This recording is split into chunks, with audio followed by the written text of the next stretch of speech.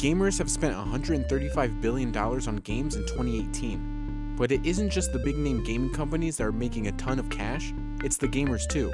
Playing games is now a full-time job that can earn some gamers millions by the time they hit 30. Just take Kuro Takasami. He's 26 years old and has already earned more than $3 million playing games like Dota 2. But Kuro isn't alone. There are gamers all around the world who have perfected the money-making formula. I mean, winning $250,000 was absolutely life-changing. I mean, because I've been trying to practice to get into this scene for, at least a couple years now through other games. But now that's finally blowing up and getting that money and proving to myself and even my parents that I can do this, definitely life-changing. I can finally make a career out of it, so. Generally speaking, there are two big ways that gamers can earn a living: esports and live streaming. Competing in esports tournaments and live streaming gameplay is a lucrative business. Esports is basically competitive gaming at a professional level. But you aren't just playing against gamers online. Instead, you are physically going to an organized event where there's a cash prize at stake.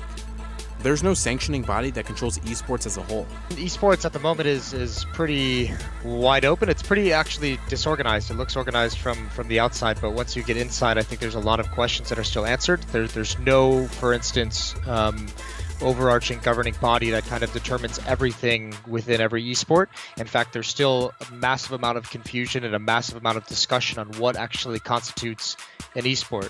Each esports league is based around a specific game, kind of like how each sports league is based around a specific sport. Esports events are typically held at major sports arenas like the Barclays Center. These events are streamed for fans to watch, and they're also televised on networks like ESPN. It's a mixture of, it almost feels a little bit like a music festival, where there's the main stage with the main competition and thousands of people in their seats. But if you're not necessarily interested in the game that's going on, there's activities set up all around the concourse. In 2017, esports generated $655 million globally. And by 2021, it's on pace to make $1.6 billion. Nowadays, an esports company's value actually rivals that of professional sports. Companies like Cloud9 and 100 Thieves own a number of different teams dedicated to a specific esports league. Cloud9 has 13 teams dedicated to games like League of Legends, Fortnite, PUBG, Rocket League, Counter-Strike, and more. According to Forbes, esports company Cloud9 is valued at $310 million. That's more than Major League Soccer's Seattle Sounders, which values at $295 million. Like any other sport, esports companies offer their players salaried contracts for a specific term. Teams can even trade their players to other teams. So what's a typical gamer salary?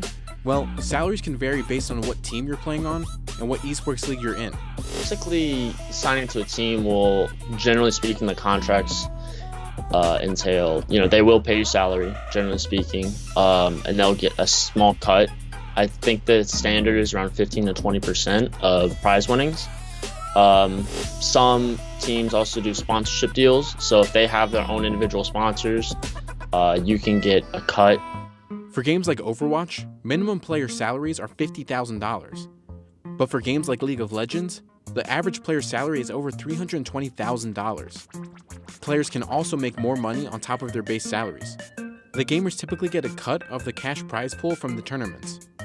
Over the years, the cash prizes at stake in esports have gotten much bigger. Multiple tournaments now offer multi-million-dollar prize pools. The largest prize pool in esports history at a single event was Dota 2's international competition in 2018. That had a total prize pool of $25.5 million. First place took home $11.2 million, and second place got $4 million. Within Counter-Strike, as far as I know, the majority of the professional teams get the majority of the prize pool, where in the past, the organization got the larger chunk of it to kind of recoup expenses. Now, players are getting the majority of the prize money that they win. I think, some organizations might take smaller cuts, like 10% or something like that, and the players split the rest, but that might vary from game to game. Red Bull, the US Air Force, and Rocket Mortgage sponsor teams in esports events in hopes of reaching esports audience of about 380 million viewers. In 2018, of esports' $900 million revenue, $353.3 million came from sponsors. A company like Red Bull has 22 esports athletes, and according to Pesa, a typical Red Bull athlete pulls in an average of $91,000. But streaming live gameplay is another huge moneymaker.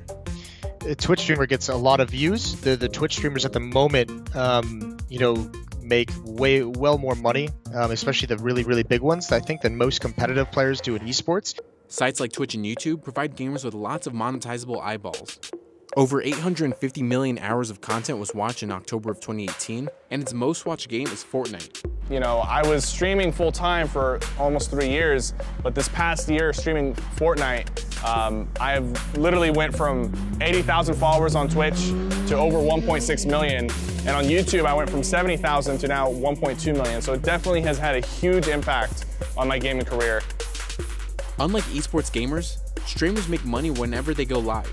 They don't have to rely on tournaments to earn cash. Streamers make money through paid subscriptions, bits, donations, ads, sponsorships, and merchandising. Fans will pay to subscribe to a Twitch partner streamer. Twitch partners are streamers that have a sizable audience and stream either part-time or full-time. So, the bigger the audience, the more money is to be earned. Cheer bits are digital goods that viewers can buy to support streamers' channels. Each bit is worth a penny. The more you buy and give it to your favorite streamer, the more money they get. Streamers like CypherPK has earned 210,000 bits from a single person during a live stream. That translates to $2,100. Then there are donations where fans can pay streamers whatever they want. Streamers can also earn revenue from ads that run on Twitch, or sponsor streams backed by brands like Scuf gaming controllers. Some gamers even have their own merch. I do have the other merch, but right now I'm just wearing the long sleeve red sweater. And you guys have one more day to buy the merch. Gamers like Tyler Ninja Blevin stream on sites like Twitch for 12 hours each day. That translates to him making more than $500,000 a month from Twitch playing games like Fortnite. With the global gaming market expected to hit $148.1 billion in 2019, and sites like Twitch growing its viewership by over 40% in 2018, gamers can expect to pull even more cash in the years ahead.